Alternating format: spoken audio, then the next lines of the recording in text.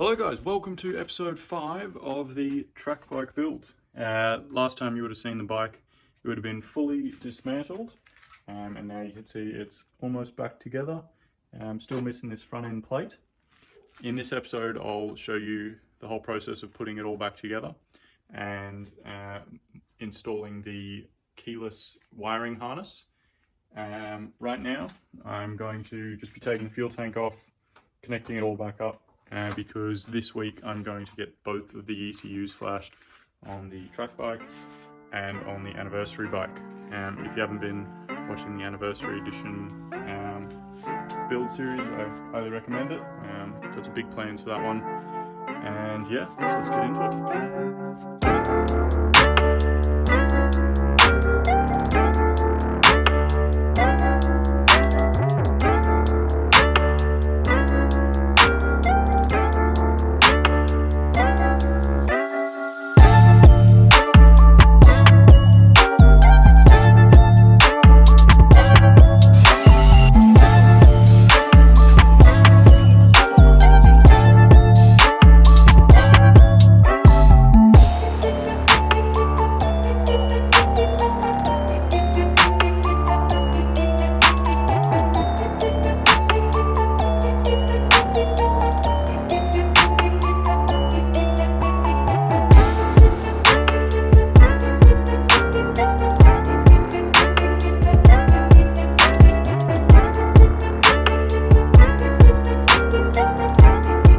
Alrighty guys, so I haven't spoken in a while, so I better give an update of what's been happening.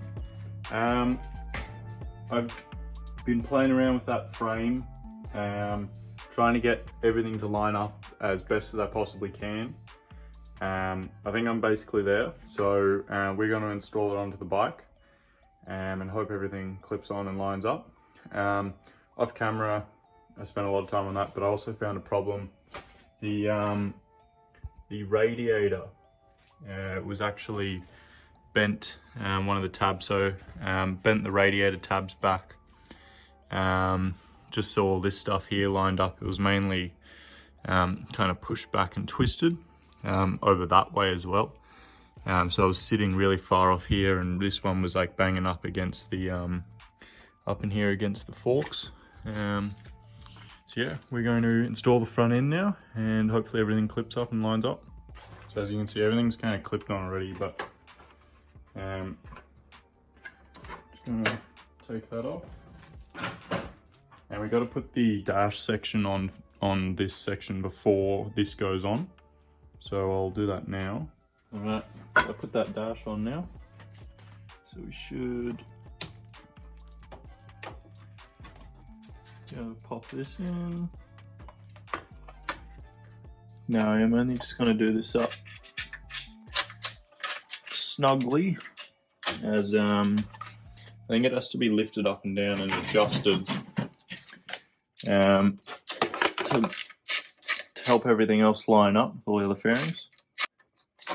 Yeah, lift that up and down, perfect. Alright, so I'm going to reinstall this one. This is the wrecked one that we got. I got a brand new one for the other bike. So you might have seen before I attempted to glue that back on, but it snapped off straight away. So it is what it is. It doesn't pay much importance. So there's a little rubber grommet thing that sits there. It holds everything nice and snug. It's just sitting a little high.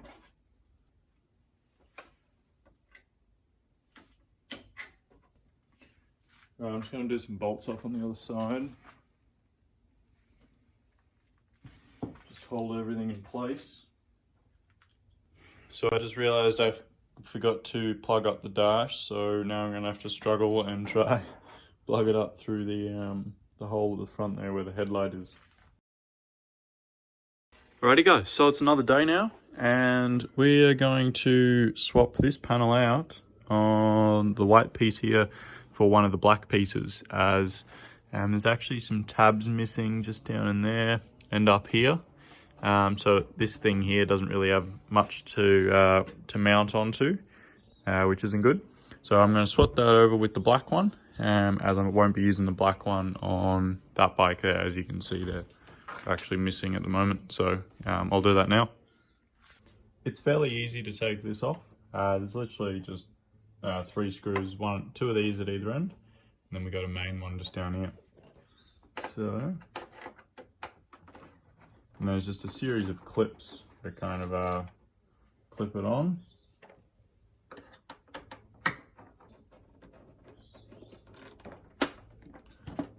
Just like that.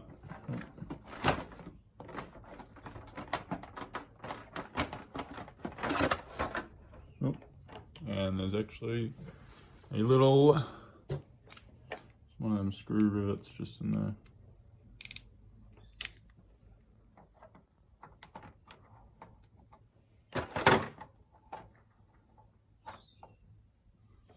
And that's it.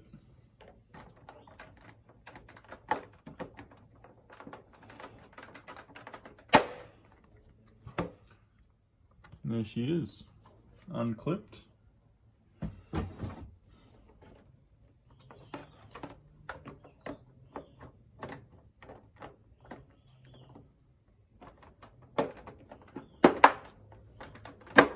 Just clips in, super easy. Put the riv screw back in. It's on. So now we got a couple of tabs that we can actually attach this to, which is good.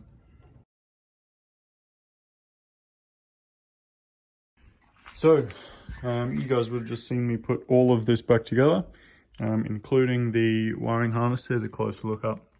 Taps into your key ignition and system there. And no idea what that is. Not sure, no idea where it goes. This one here is the plug for the immobilizer here that we have in Australia. So as of right now, it doesn't actually run. But when I get the ECU flashed, I'm using the Woolwich system. All of that, we should be able to clear that. So right now I'm just going to connect the fuel tank back up, take all this stuff out, and get it ready for the tune, and plug up the hoses, etc. And yeah, then I think we'll get on to swapping the bolts out on the bike. If you haven't been following the other series, like I said, we are going to swap over some of the OEM bolts on this one for that one there, as the cost to purchase all OEM bolts for that was about $500. And I want to keep that really clean. It's going to be a really nice build, so I don't want to use cheap stuff on that. So yeah, let's get into it.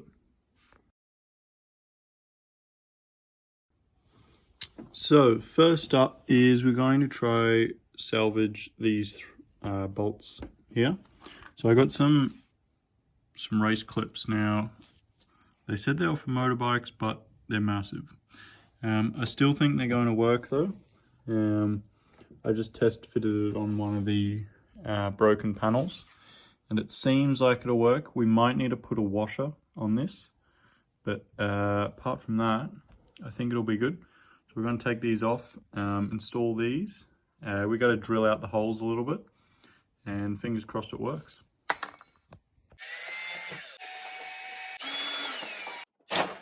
So these clips here are actually pretty expensive as well. They're I think they're about $4 each. So yeah, just like for one of these bolts assembly, which I need about 30 of them, it's around like $6 or $7. So it adds up quickly. So this one here kind of will just clip on just like that. We just got to drill it out a little bit.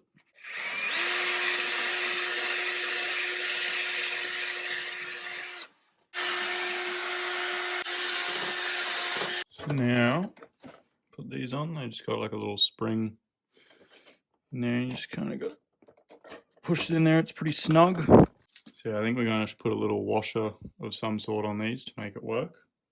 But that'll be alright. Or maybe we can put a little packer behind there. I'll grab the rest of these and we'll put them on. Alright, finally got them on. I just had to squeeze them a little because it's very snug. But I think now it should work. So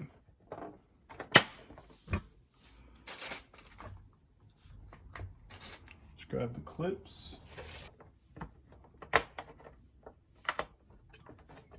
There's one.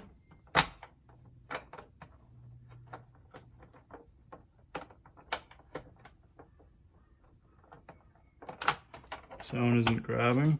That one is.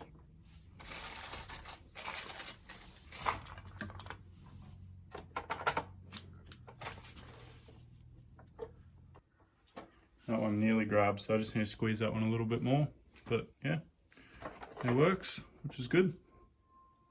Do the other side now. So it's another day now, and we're on to the next task. And that is making some kind of stay for the back here to hold this up. As you can see, it's all quite loose. So I got some flat bar aluminium that I'll be kind of cutting up and bending into a bit of a frame that I can go bolt in here and just secure this. No one's going to be sitting on it, so it doesn't need to be extremely strong. Just using a bit of 25mm by 3mm aluminium plate, and yeah, I'll whip something up.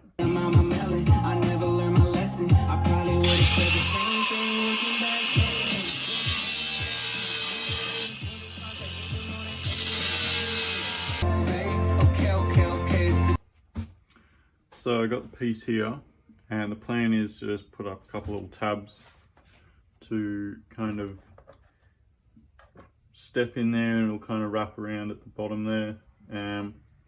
Not exactly sure how I'll bend it yet, but yeah, that's the plan so far.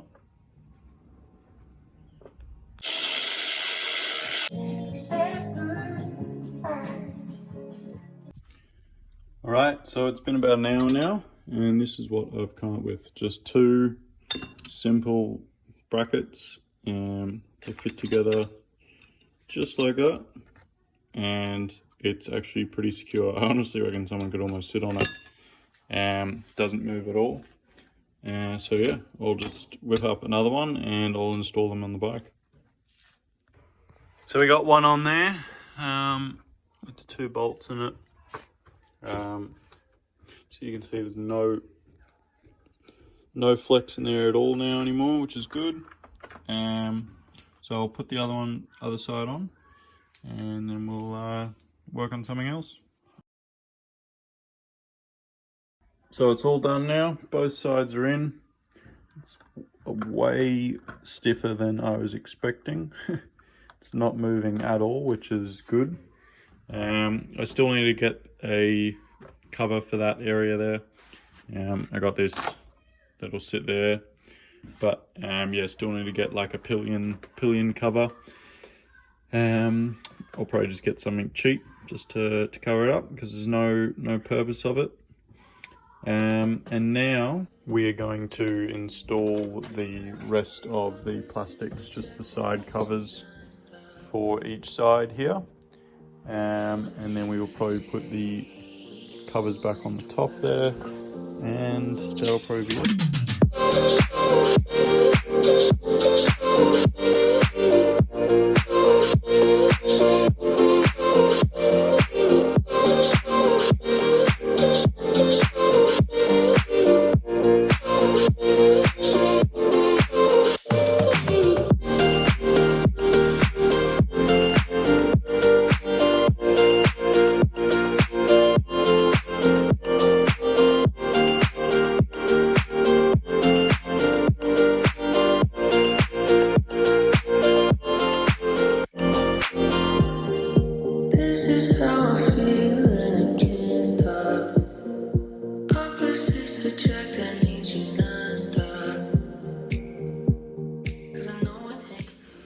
Hello everyone, so it's another day now, and we have gotten the ECUs back. Spent the last couple hours with a friend of mine, tuning those up. Very thankful because he saved me a lot of money. And they should be de-restricted now. We use the wallet system. Key switch problem should be all solved on the track bike, which I'm very thankful about. But we'll plug them in and we shall see. So I got the two here. This is the track one, hopefully.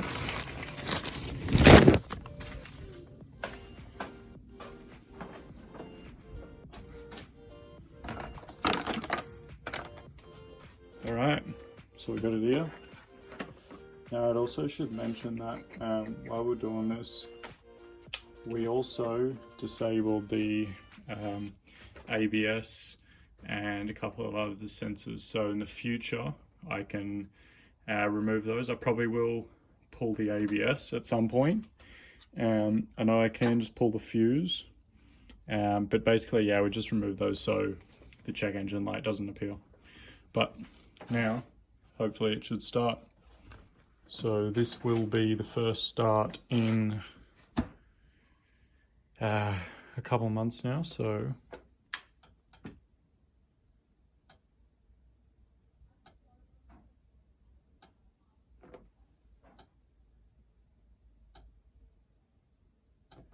that's not a good sign.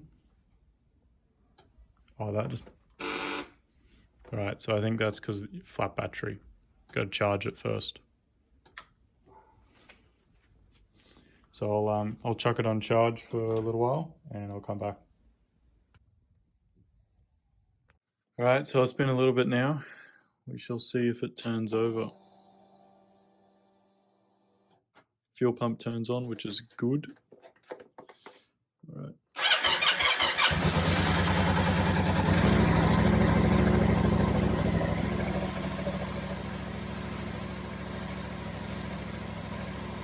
So good.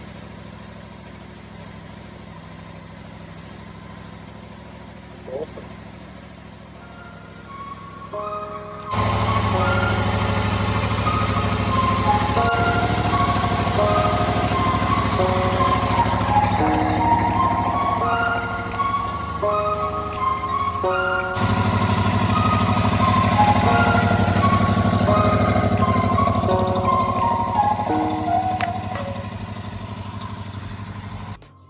So we let the battery charge overnight and I just put the ECU back in. We're going to put the rest of this back together and then we're going to install the quick shifter.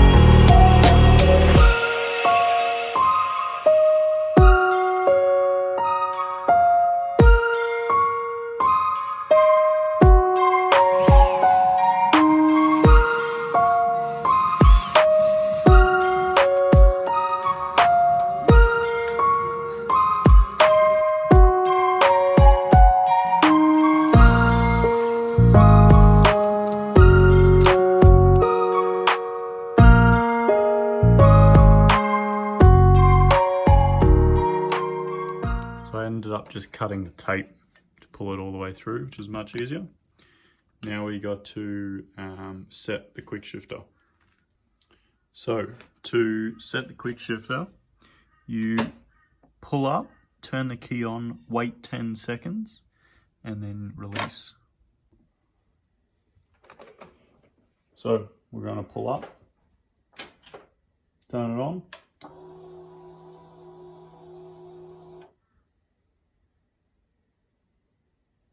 Gonna wait 10 seconds.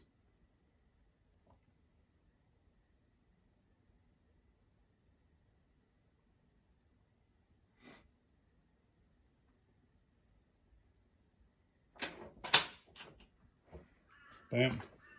And you can see the little quick shifter icon just down the corner there.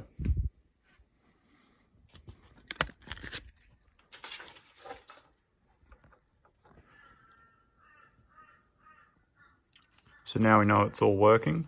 We're just going to use the supplied zip ties. The little one wraps around just here, and the bigger one with the clip clips onto that bracket, and it wraps around this little bit of shrink wrap stuff here to secure it all. And up here I might put a zip tie on the bar somewhere up here to stop all this from flopping around.